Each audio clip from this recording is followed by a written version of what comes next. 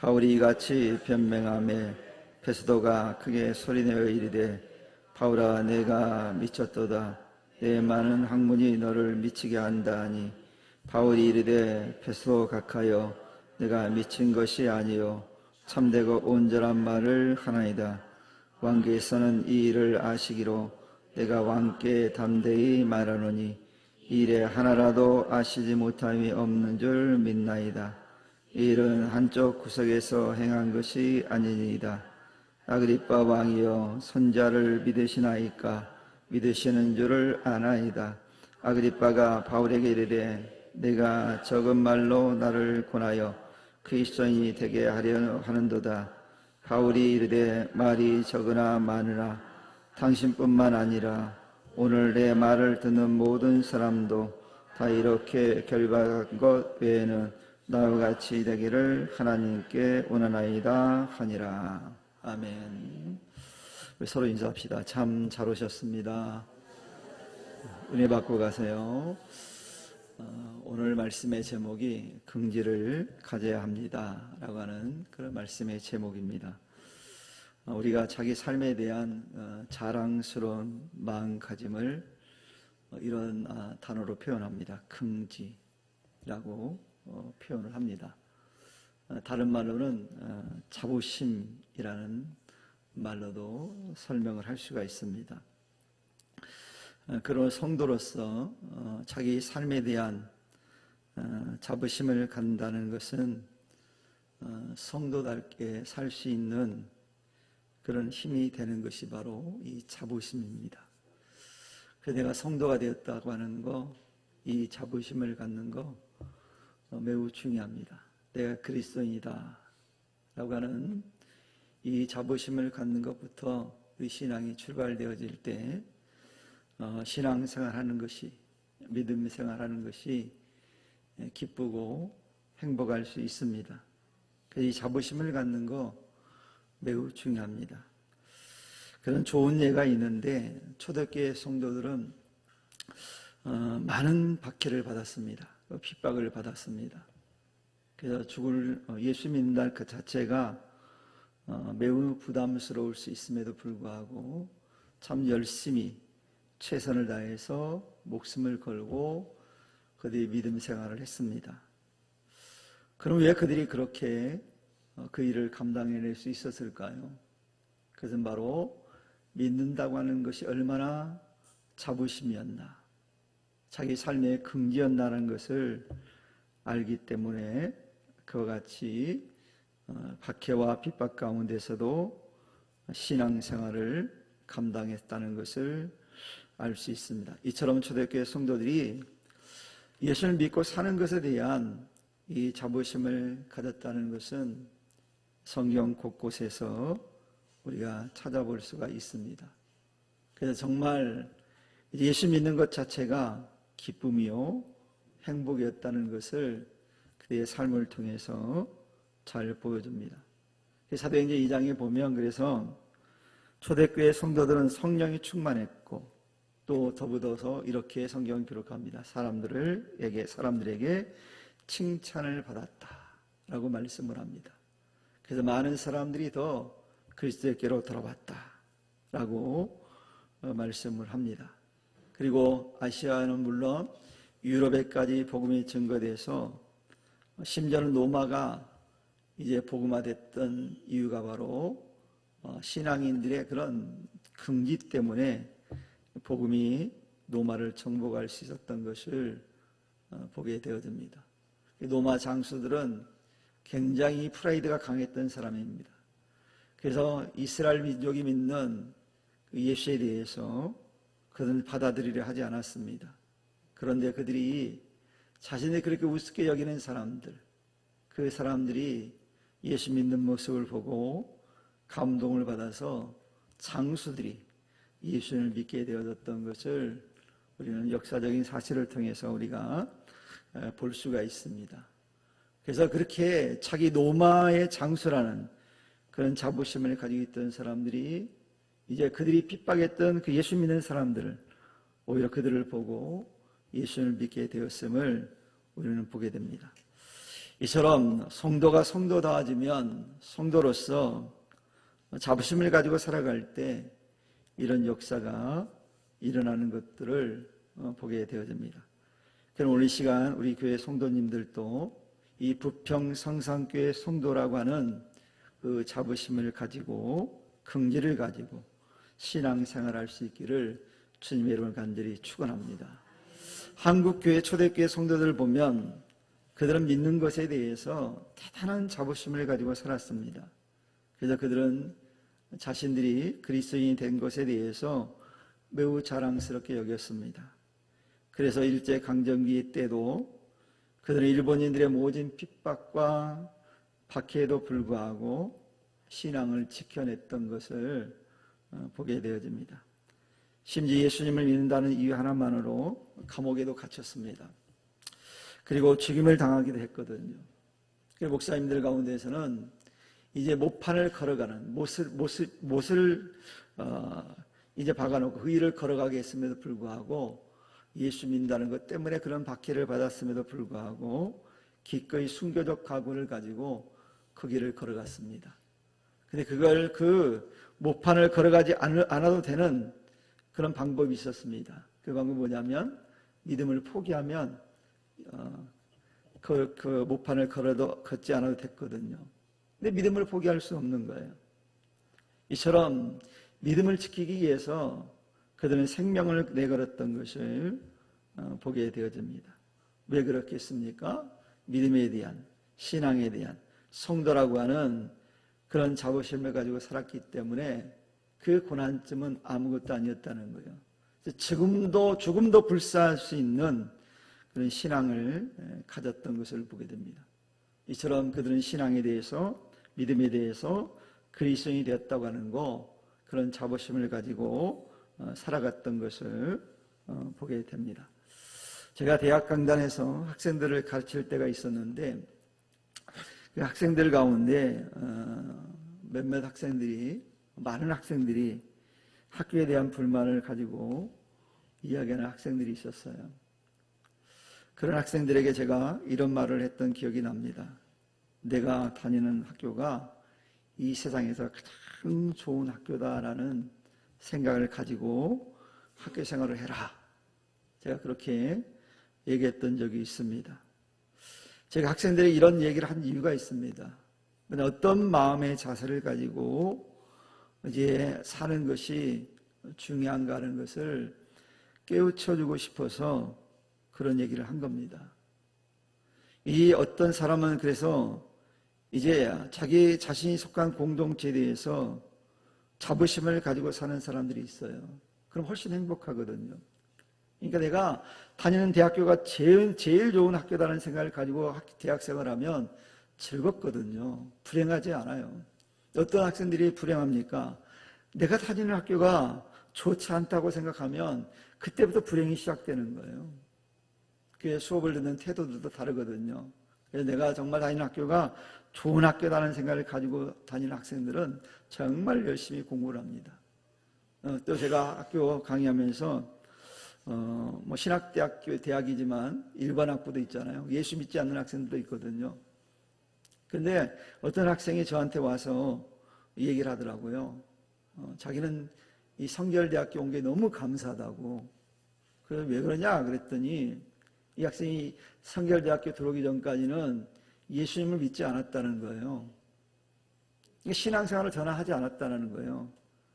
그런데 이 학생이 성결대학교 와서 이제 거기는 기독교 과목이 있거든요. 모든 학생이 선택으로 과목으로 기독교 그 과목을 들어야만이 그때 당시에는 졸업이 됐고 지금은 모르겠는데 그랬거든요.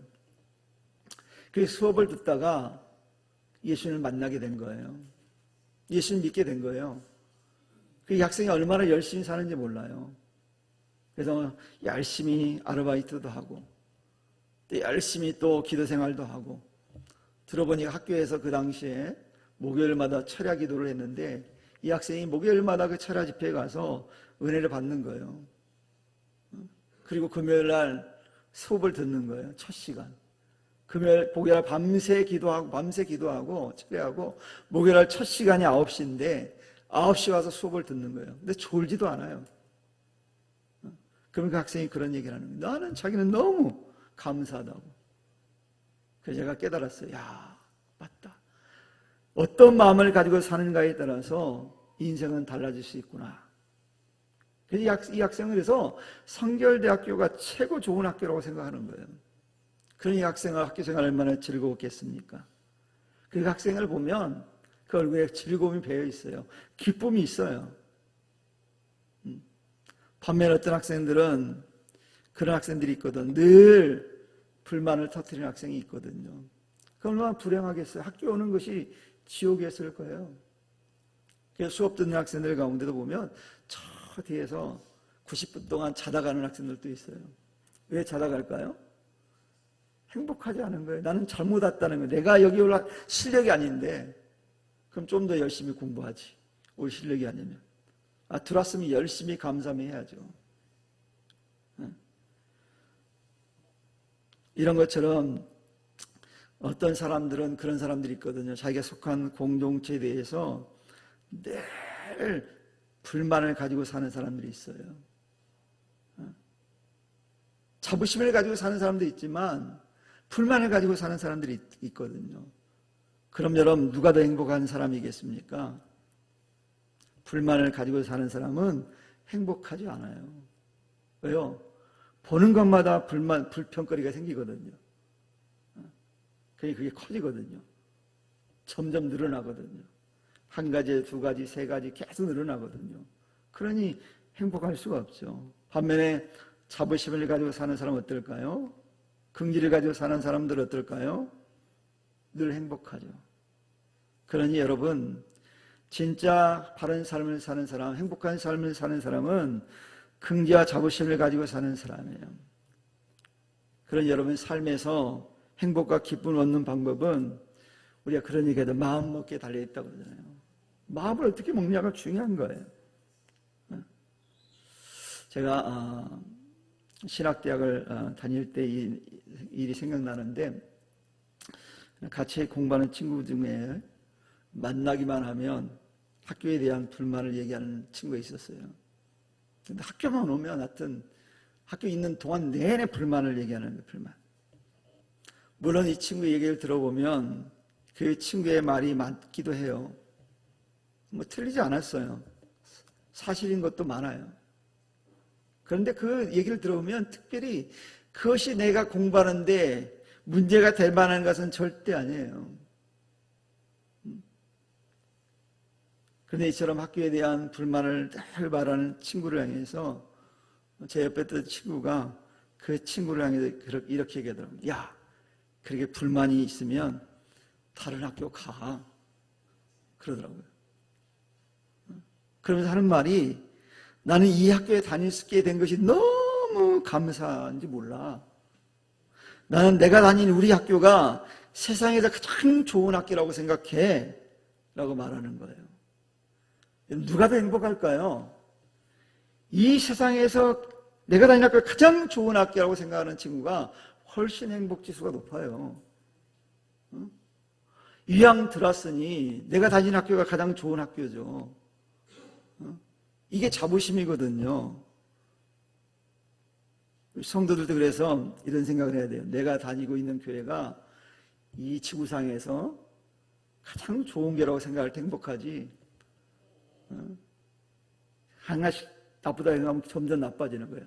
하필 왜 우리 교회는 이런 성도들밖에 없어. 불만을 터뜨리고. 이 예배당이 왜 그래? 식당이 왜 그래? 반찬이 왜 이 모양이야? 그럼 계속 불만만 나오는 거예요. 그런데 반대로 우리 성도들 너무 좋아. 세상에 이보다 좋은 성도는 없어. 내가 볼 때 우리 교회 목사님이 세계에서 제일 잘생겼어. 이런 마음을 가지고 살면 얼마나 행복하겠어요. 아멘 하신 분에게 하나님 복이 임할 줄 믿습니다. 그렇잖아요. 얼마나 행복하겠어요. 내가 내 옆에 자고 있는 사람이 가장 이쁜 사람이야. 가장 잘생긴 사람이야. 그래야 행복하죠. 지질이도 못생겼어. 이렇게 안 이뻐 그러면 불행한 거예요. 그렇잖아요. 한번 옆 사람 쳐다보세요. 당신이 있어 행복합니다. 해보세요. 당신이 있어 행복합니다. 그렇잖아요. 또 보고 싶은 사람이 되어야 되잖아요. 우리 성도들은 보고 싶고 또 보고 싶은 성도 되기를 축원합니다. 그래서 누군가 보이지 않으면 보고 싶어서 어쩔 줄 모르는 그런 성도들이 되어야 되거든요. 그래서 이런 자부심을 우리가 좀 가져야 돼요. 그런 긍지를 느낄 수 있는 그런 사람들, 성도 되기를 축원합니다. 그리고 이 시간 우리는 내가 속한 교회, 자기 믿음에 관한 생각, 자기의 삶에 대해서 그 자부심을 가져야 되는 거예요. 내가 살아온 삶 인생에 대해서 자부심을 가져야 돼요. 제가 살아오면서 좋은 일도 있고 나쁜 일도 있지만 저는 늘 그렇게 생각합니다. 오늘이 이 세계에서 가장 행복한 날이라고, 가장 좋은 날이라고 생각해요. 물론 우리 집사람도 모습이 많이 변했지만 배도 나오고 이랬지만 이러지 마세요. 여기 밑에 있는데 예전에는 날씬했잖아요. 그럼 제가 싫어하면 안 되잖아요. 저는 여전히 지금도 저는 집사람이 좋습니다. 여러분 기분 나쁘다 할 수 없어요. 저는 지금도 여전히 저는 집사람이 좋아요. 제가 일주일 떨어져 있는데 보고 싶더라고요. 기분 나빠도 할 수 없어요. 부러워도 할 수 없어요. 사실이니까.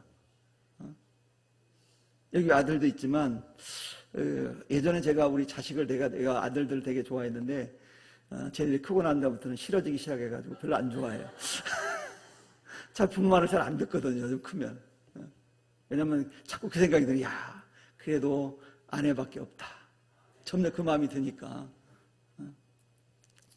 그래서 이 삶에 대해서 그래서 자부심이 있어. 내가 지금까지 살아온 거, 지금이 가장 행복하다. 그러니까 너무 좋아요. 여러분도 그런 마음을 가지고 사시기를 축원합니다. 여러분 우리가 예수님 만나고 하나님 자녀가 됐잖아요. 이거 너무 행복한 일이잖아요. 그래서 예수 믿는 사람을 그리스도인을 또 다른 이름으로 뭐라고 부릅니까? 한자로 성도 이렇게 불러요. 성도. 여러분 성도라는 말은요 한자의 뜻을 그대로 풀이하면 거룩한 길을 가는 사람이에요. 그러니까 다른 세상 사람들과 다른 길을 가는 사람이라는 거예요. 똑같이 길을 가는 사람이 아니라 뭔가 다른 길을 가는 사람이라는 거예요. 그 거룩한 길이 어디겠습니까? 천국을 향해서 가는 길을 가는 사람들이잖아요. 이게 목표가 달라요. 그럼 여러분 자부심을 가질만 하잖아요. 근데 이걸 모르는 분들이 있거든요. 성도라고 불려지긴 하는데 이게 얼마나 귀한 이름이고 복된 이름인지를 모르고 사는 사람들이 있어요. 우리는 천국에 가는 사람들인데 뭔가 다른 길을 가는 사람들인데 이것에 대해서 감사할 줄 모르고 자부심을 못 느끼고 사는 신앙생활하는 사람들이 있다는 거예요. 여러분이 교평 성삼교회 성도님들은 모두 다 천국의 백성으로 살아가는 천국에 가는 사람이라는 자부심을 가지고 사시기를 축원합니다. 그래서 이런 마음을 가지고 살면 차원 높은 삶을 살아가요. 이게 차원이 높은 거예요. 이게 다른 거예요. 오늘 본문에 등장하는 바울이 그런 사람이었거든요. 이 사람은요 복음에 대한 열정을 가졌을 뿐만 아니라 자신이 믿는 예수님, 자기가 받아들인 복음, 이 부활의 복음, 십자가의 복음에 대해서 대단한 자부심을 가지고 살았어요. 그래서 바울은 현실적으로 이 복음을 전할 수 있는 상황이 아님에도 불구하고 그런 기회만 주어지면 복음을 전했어요. 그가 누가 되었든 왕이 되었든 자기를 재판하는 총독이 되었든 자기를 저주하는 사람이 되었든 보는 사람마다 그런 뭘 했습니까? 자기가 그렇게 자부심을 느끼는 복음에 대해서 열심히 전했던 사람이에요. 이게 얼마나 다릅니까? 저걸 우리가 이렇게 달라야 되지 않겠어요? 하나님 나라의 백성인데 하나님의 자녀인데 여러분 바울을 보면요 2년 동안 그가 재판을 받으면서 구금 생활을 하는 거예요. 2년이 짧은 게 아니거든요. 막 여러분들이 복음 전하다가 2년 동안 재판받고 구금되어서 자기 자유롭지 않다고 생각해 보세요. 아마 태반이 나 예수 안 믿을 거야. 예수 안 믿는다면 풀려나니까. 예수 안 믿고 자유인으로 살 거야. 그럴 사람들이 꽤 많을걸요. 근데 바울은 그렇지 않았어요. 오히려 그걸 즐겼어요. 왕에게, 총독에게, 또 관리들에게 복음을 전할 수 있는 기회였잖아요. 그럼 그걸 바꾼 거예요. 재해석을 잘한 거죠. 여러분, 믿음의 사람은요, 이 재구성을 잘해야 됩니다. 그러다 보니까 바울이 그렇게 얘기하잖아요. 범사에 뭐라고요? 감사라고. 그 뜻은요, 믿는 사람은 세상 사람 볼 때 안 좋은 일일지라도 재구성해서 감사할 조건으로 바꾸라는 얘기예요. 왜 감사하지 않을 일들 벌어진다는 거죠. 바울은 바로 그런 삶을 산 거예요. 그래서 재판받는 도중에 총독에게, 왕에게 그는 복음을 전했어요. 자기를 재판하고 자기를 공격하는 사람들을 향해서 오히려 복음을 전했어요. 왜 그럴까요? 복음으로 그 마음속에 가득 차 있었기 때문에 이게 가능한 거예요. 마치 바울은요, 전쟁터에 전투하기 위해서 전쟁을 앞둔 군인이 완벽하게 무장한 것처럼, 그런 용사처럼 기회가 있으면 어떻게 하든지 복음을 전하려고 하는 마음의 준비가 되어 있었다는 거예요. 그러니까 복음을 전한 거예요. 지금 사실 바울은 피고로서 베드로 총독과 아그리빠 왕 앞에 서 있는 거잖아요. 세상적으로 말하면 죄인의 신분으로 서 있는 거잖아요. 물론 죄인이 아니지만 죄인으로 확정되기 전까지는 죄인이 아니에요. 그거 아시죠? 법적으로. 그 뭐라고 좋은 유식한 말이 있던 생각이 안 나네요. 자, 우리가 죄인이라고 딱 재판받기 전까지는 죄인이 아니에요. 그 피고인의 자격으로 거기 있었던 거예요. 이런 상황이 있었음에도 불구하고 자기가 살기 위해서 변명하기보다는 정정당당하게 자신이 믿고 자신이 따르고 있는 예수님에 대해서, 그분이 누구인가에 대해서 총독에 전하는 거예요. 그래서 우리가 읽지는 않았지만 제가 사도행 26장에 보면 그런 내용이 담겨져 있거든요.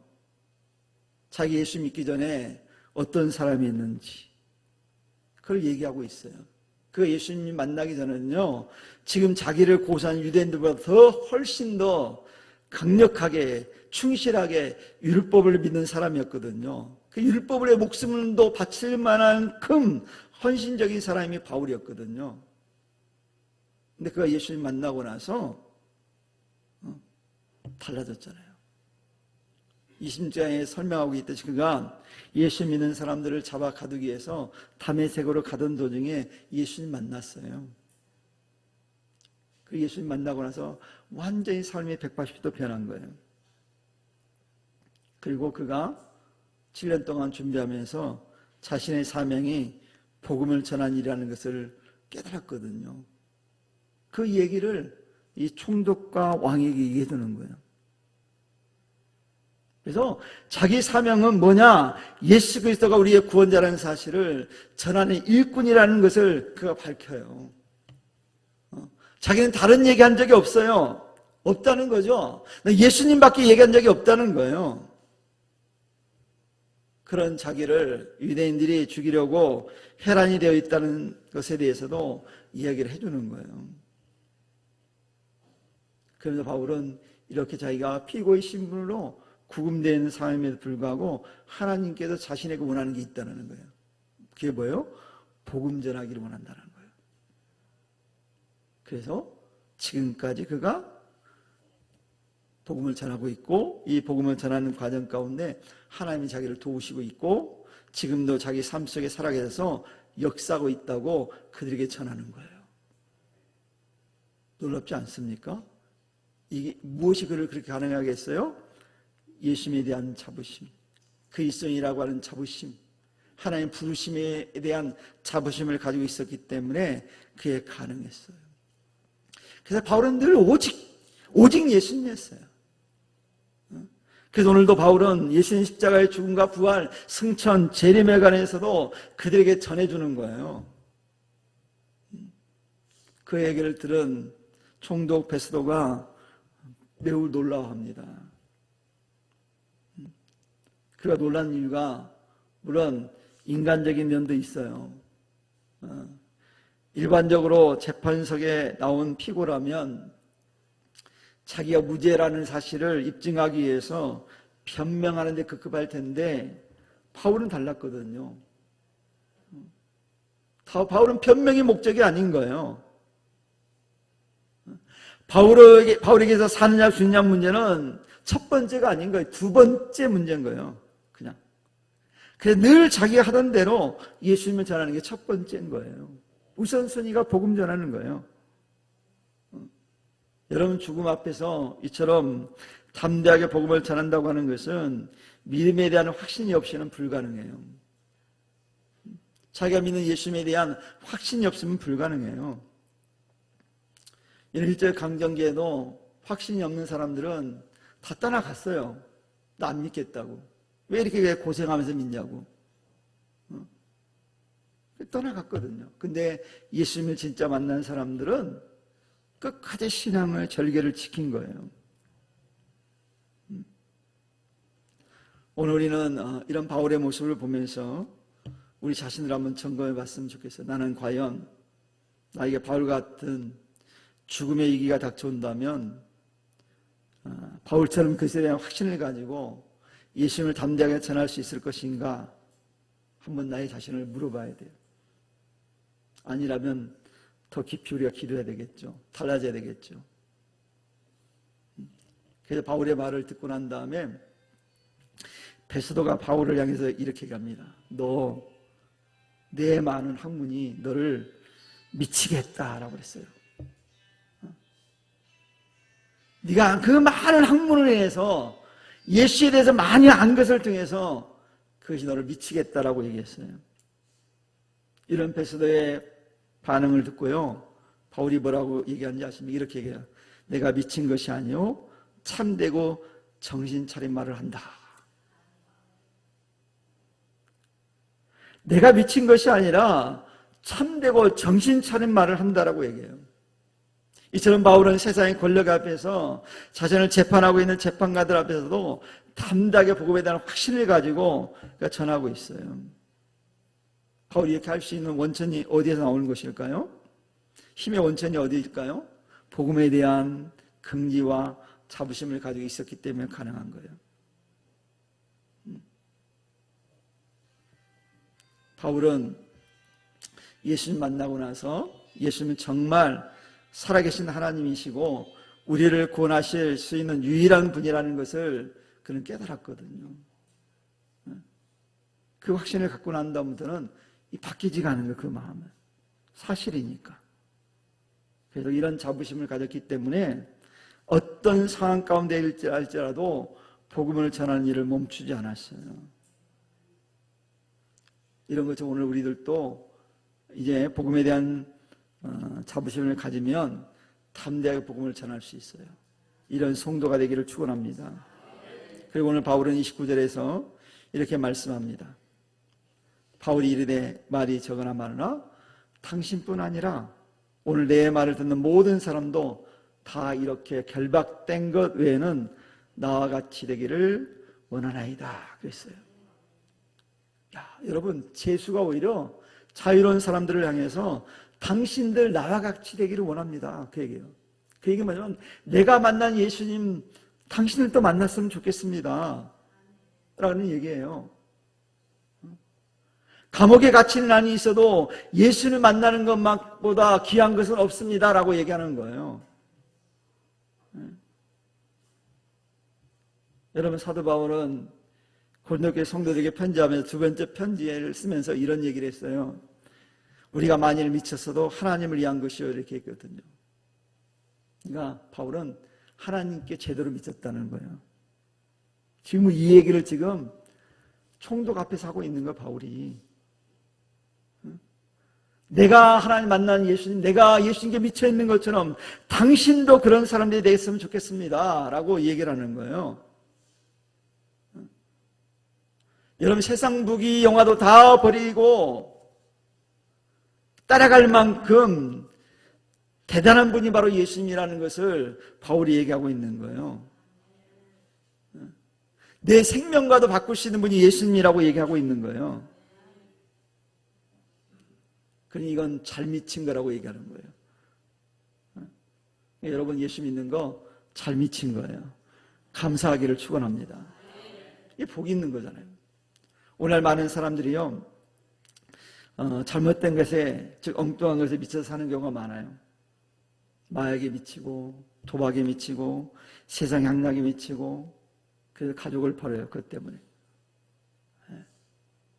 마약에 한번 빠지거나 도박에 빠지면 고칠 수가 없어요. 아예 사전에 포기해야 돼요. 이 중독이라는 건 정말 무서운 거거든요. 여러분이 중독을 여러분 사전에 차단해야 돼요.